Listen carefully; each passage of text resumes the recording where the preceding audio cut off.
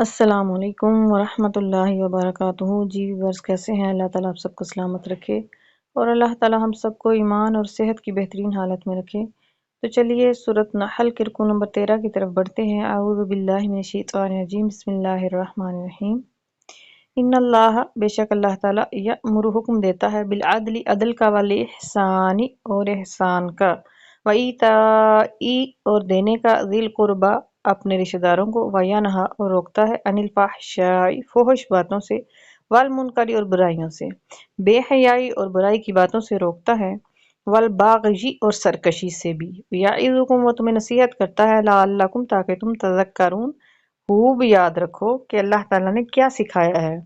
اب دیکھیے یہ کتنی خوبصورت کتاب ہے، اس کے موضوعات کتنے پیارے ہیں کہ اللہ تعالیٰ اپنی نعمتوں کا ذکر کرتا ہے کہ انسان اس کی شکر گزاری کر، پھر وہ یہ بھی بتاتا ہے کہ قیامت والے دن کافر جو ہے وہ حسرت کے سوا کچھ نہیں کر سکیں گے، پھر وہ موضوع بدلتا ہے اور وہ یہ بتاتا ہے کہ معاشرتی اصولوں پر قائم کیا گیا معاشرہ ہمیشہ قائم رہتا ہے۔ جو انسان کے مورل ویلیوز ہیں، اخلاقی اقدار ہیں، وہ اسلام کہاں پہ کیسے ان کو بیان فرماتا ہے۔ یہ ہیں اسلام کی مورل ویلیوز کہ عدل پہ قائم کرو معاشرے کو، احسان پہ۔ ایک تو عدل ہے کہ وہ برابری کی سطح پہ قائم کرو، لیکن ایک احسان ہے کہ وہ اچھائی کی سطح پہ قائم ہے۔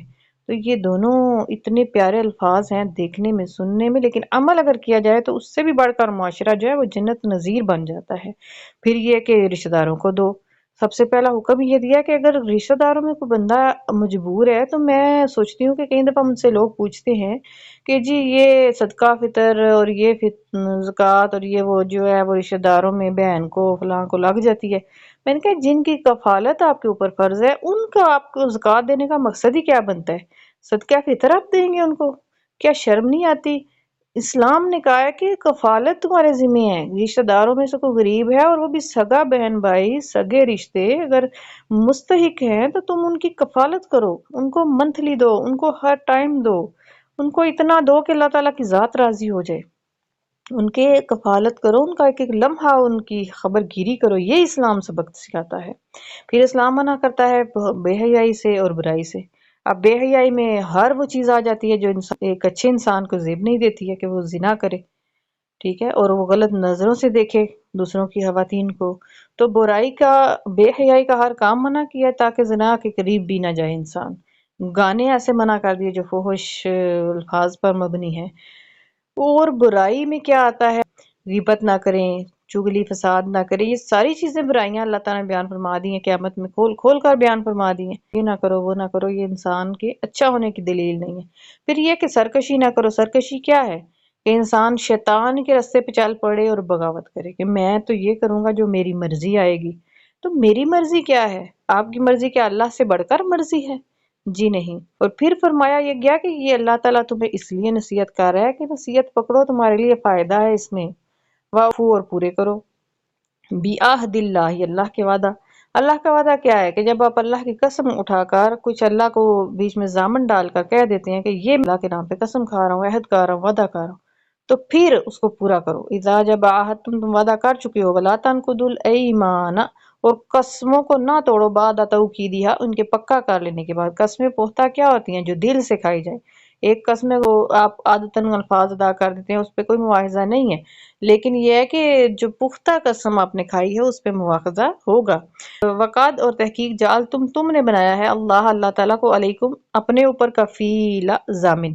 اب وہ جو قسم ہوتی ہے اس میں کیا ہے؟ اللہ کی قسم کھا کر حلفیہ یہ بیان دیا جاتا ہے کہ میں یہ کام اس طرح کروں گا اور میں ایسے ہی کروں گا، تو وہ اللہ ضامن بن جاتا ہے۔ تو اس کے بعد جو ہے وہ قسم بالکل بھی نہ توڑو۔ اللہ تعالیٰ نے فرمایا کہ تم ان قسموں کو پورا کرو۔ ان اللہ، بے شک اللہ تعالیٰ، یعلم جانتا ہے، ما جو تفعلون تم کرتے ہو۔ وَلَا تَكُونُوا، اور نہ ہو جاؤ، کاللاتی اس عورت کی طرح، نَکَدَتْ جس نے توڑ دیا، ٹکڑے ٹکڑے کر دیا، غَزْلَهَا اپنا سوت، من بعد اس کے بعد، قوت بڑا مضبوط، انکاسا کات لینے کے بعد، مضبوطی سے جب اس کو کات چکی تھی تو اس نے ٹکڑے ٹکڑے کر دیا۔ کیا ہوا؟ اتنا ٹائم بھی ضائع ہو گیا اور کوئی کام نہ آیا۔ تتخذون، تم بناتے ہو، ایمانکم اپنی قسموں کو، داخلا بینکم آپس کے درمیان میں، فریب کاری کے لیے، ان تکونا یہ کہ امتن ایک گروہ، یا وہ اربا زیادہ نفع لے لے، मिन उम्मतिन दूसरे ग्रोह से। अब कस्मों का सहारा लेकर तुम फायदा हासिल करते हो। इन्नमा बेशक या बुलूकुम तुम्हें अल्लाह ताला आजमाता है, अल्लाह ताला भी इन्हीं कस्मों के जरिए से अल्लाह ताला आजमाता है। वाला और जरूर युबैयिनन्ना जरूर वो वाज़ेह फरमा देगा लकुम तुम्हारे लिए यौमल क़ियामत क़यामत के दिन मा कुंतुम जिसमें तुम फीही इस मामले में तख्तलिफून इख्तिलाफ करते थे कि दुनिया में सारे इख्तिलाफ खत्म नहीं हो सकते। वलौ शाअ अल्लाह और अगर अल्लाह ताला चाहता ला जअलकुम जरूर तुम्हें बना देता उम्मतन वाहिदतन एक ही जमात यानी सारे ही मुसलमान होते। लेकिन वलाकिन और लेकिन युदिल्लु गुमराह करता है मन यशाउ जिसे चाहता है। अब ये चाहने से मुराद यहाँ अल्लाह का चाहना जो है उसमें इंसान का इख्तियार भी दाखिल है, जो उसने इंसान को दिया कि वो किस रास्ते को चूज करे। तो इस इख्तियार की वजह से अल्लाह ताला गुमराह करता है वयाहदी और हिदायत देता है मन यशाउ जिसे चाहता है। हिदायत किसे देता है? जो हिदायत के रास्ते की तरफ चलना चाहता है। और गुमराह किसे करता है? जो गुमराही के बीच चलता चलता चलता वापस नहीं आता, फिर उसको गुमराही उसके मुकद्दर में लिख दी जाती है। वाला तू सालुन्ना और जरूर तुमसे पूछा जाएगा अम्मा कुन तुम थे तामालून जो अमल करते, जो काम तुम किया करते थे उसके बारे में तुमसे पूछा जाएगा। वला तत्तखिज़ू और ना बनाओ ईमानकुम अपने कस्मों को दाखलम बैनकुम आपस में फरेबकारी का जरिया फतज़िल्ला पस डगमगा जाए लड़खड़ा जाए कदम तुम्हारे कदम बाद अथुबूतिहा इस इस्लाम पर जब जम जाने के बाद वतज़ूक़ु सुआ और तुम चख लो बुराई का मजा बिमा जो सदा तुम रोकते थे अन सबीलिल्लाह अल्लाह के रास्ते से वलकुम और तुम्हारे लिए अज़ाबुन अज़ीम बड़ा अजाब होगा। वला तश्तरू और ना खरीदो बिअहदिल्लाहि अल्लाह के वादे के इवज़ ज़मनन कलीला थोड़ी कीमत इन्नमा बेशक इंदल्लाहि अल्लाह के पास हुआ खैरुल लकुम जो तुमसे बेहतर है इन कुंतुम तालमून अगर तुम जानते हो। मा इंदकुम जो तुम्हारे पास है यनफदु फना हो जाएगा वमा इंदल्लाहि और जो अल्लाह के पास है बाकिन वो बाकी रहने वाला है। वाला नाज़ियन्नल्लज़ीना सबरू और यकीनन वो जरूर बजरूर अजर देगा जज़ाए खैर अता फरमाएगा जिन्होंने सब्र किया अजरहम उनका अजर बेअहसनी बहुत अच्छा मा कानू यामलून जो अमल किया करते थे। मन आमिला सालिहन जिसने नेक अमल किया मिन ज़करिन कोई मर्द हो और उनसा या औरत हो वह मुमिनुन और वो मुमिन हो फला नुहयिन्नहु हम उसे जरूर जिंदा रखेंगे हयातन तय्यबतन एक पाकीज़ा जिंदगी के साथ, यानी उनकी जिंदगी भी ऐसी होगी जो पाकीज़ा होगी क्योंकि वो नेक अमल करता रहा औरत या मर्द। वलनाजियन्नहुम और फिर आखिरत में हम उनको जजा देंगे अजरहम उनका अजर बेअहसनी बहुत अच्छा मा कानू यामलून जो वो अमल करते थे। पता चला कि इंसान के अमल पर भी अल्लाह ताला ने दुनिया और आखिरत के फैसले करने हैं। अकीदा जरूरी है, बहुत जरूरी है, लेकिन अमल भी साथ देंगे। फायदा पर जब करा तो तिलावत करे करात करे अल कुरान कुरान की फस्तईद बिल्लाही अल्लाह की पनाह में आ जा मिनश शैतानिर रजीम शैतान मरदूद के शर से। शैतान के जो वसवसा अंदाजियां हैं उससे अल्लाह की पनाह मांग लिया करो, यानी कि औज़ु बिल्लाहि मिनश शैतानिर रजीम जरूर पढ़ लिया करो।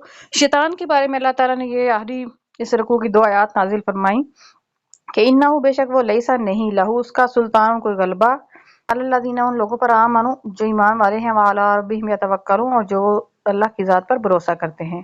इन्नमा हाँ सिर्फ सुल्तानुहु उसका गलबा अल्लज़ीना यतवल्लौनहु हाँ उसका गलबा उन्हीं लोगों पर है जो उसकी दोस्ती करते हैं, यानी शैतान की। वल्लज़ीना उन लोगों पर हुम वो भी उससे मुशरिकून शरीक कर ठहराते हैं। बिही की ज़मीर अल्लाह के लिए आई है कि उससे उसका हम वो भी उसका मुशरिकून शरीक ठहराते हैं, यानी अल्लाह का शरीक ठहराने वालों पर उसका गलबा है, मुशरिकों पर और वो जो शैतान के साथी हैं उसे दोस्त रखते हैं उन पर शैतान का गलबा जरूर है और ईमान वालों पर नहीं है। ये है अल्लाह ताला को आपकी ज़ात पर भरोसा जो ईमान वाले हैं, तो इसलिए अल्लाह के इस भरोसे को मत तोड़िए और अल्लाह के साथी बनिए, अल्लाह के दोस्त बनिए, शैतान के साथी और शैतान के दोस्त हरगिज ना बनिए। यहीं पर रकू नंबर 13 मुकम्मल हुआ। इंशाअल्लाह रकू नंबर 14 के साथ मुलाकात होगी। अपना ख्याल रखिए और अपने इस चैनल का भी। वस्सलाम अलैकुम वरहमतुल्लाहि वबरकातुहू।